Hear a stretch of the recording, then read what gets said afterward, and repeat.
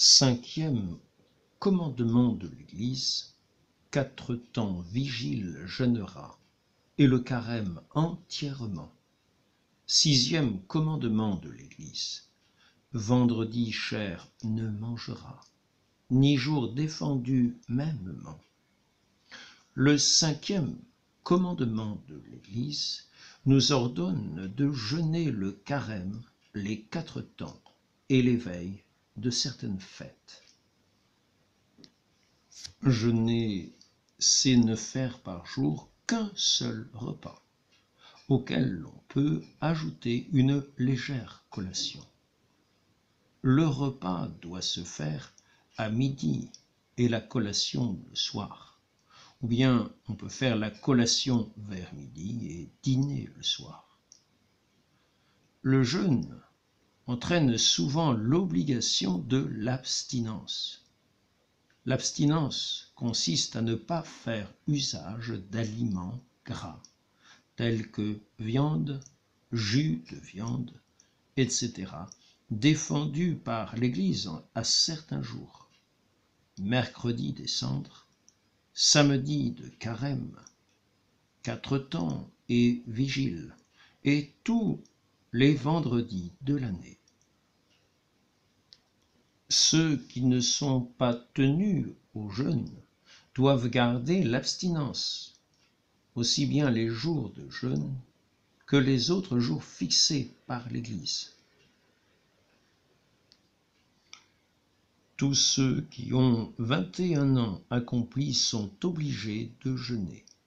L'Église dispense de cette obligation les malades et ceux à qui la vieillesse ou des travaux trop pénibles ne permettent pas de jeûner. Le carême est un jeûne de 40 jours qui précède la fête de Pâques. Il a été institué, premièrement, pour honorer le jeûne de Jésus-Christ dans le désert. Deuxièmement, pour nous faire expier nos péchés. Troisièmement,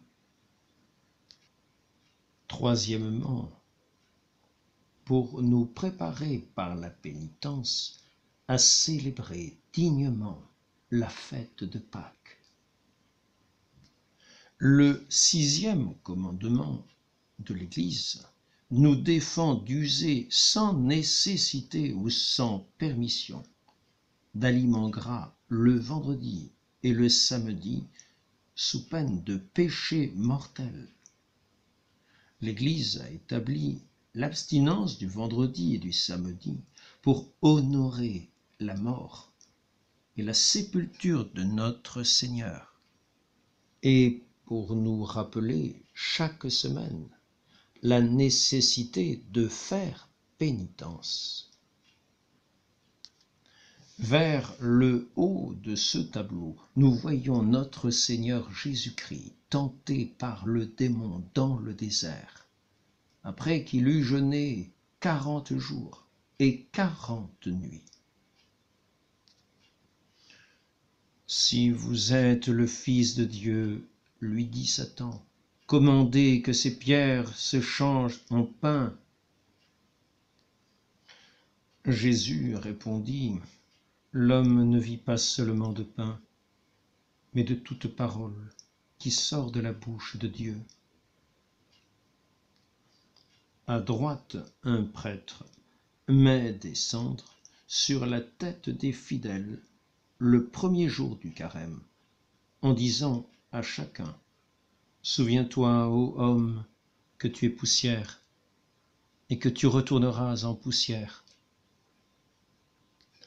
L'Église a institué le jeûne des 4 temps, premièrement pour consacrer à Dieu par la pénitence toutes les saisons de l'année.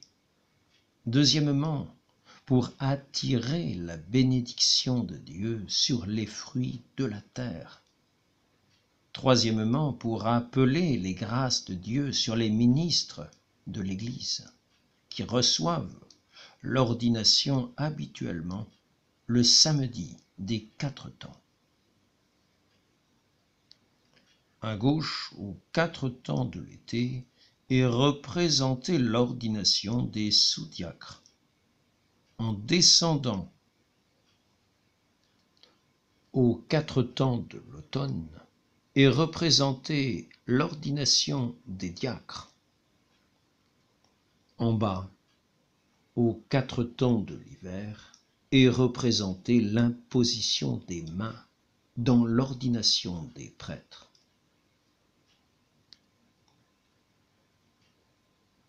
Aux 4 temps de printemps est représentée la consécration des mains dans l'ordination des prêtres. Par vigile, il faut entendre un jour d'abstinence et de jeûne qui précède certaines fêtes. L'Église a institué les vigiles pour disposer par la mortification aux fêtes qui les suivent. Les vigiles sont indiqués sur ce tableau par des médaillons dont les uns sont ronds et les autres rectangulaires. Les rectangulaires indiquent les vigiles obligatoires en France et les ronds marquent les vigiles qui n'obligent pas en France. Les vigiles obligatoires en France sont, en allant de gauche à droite, celles de la Pentecôte, de Saint-Pierre et Saint-Paul, de l'Assomption, de la Toussaint et de Noël. En haut du tableau à droite, nous voyons le vieil Éléazar, un des plus illustres Israélites qui périrent durant la persécution d'Antiochus. On le pressait de manger des viandes défendues par la loi, et on voulait l'y contraindre en lui ouvrant la bouche par force. Le haut de ce tableau représente un festin dans lequel on sert de la viande et un jour de vendredi. Au centre, nous voyons des personnes des deux sexes prendre part à un bal en temps de carême. Plus bas,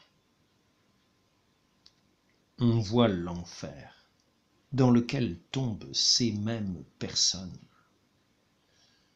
En bas de ce tableau, dans l'angle gauche, le prophète Jonas prédit la ruine de Ninive. Dans l'angle droite, on voit saint Jean-Baptiste prêchant la pénitence aux Juifs pour les disposer à recevoir les grâces de salut que Jésus-Christ devait leur apporter. Faites pénitence, disait-il, car le royaume des cieux est proche.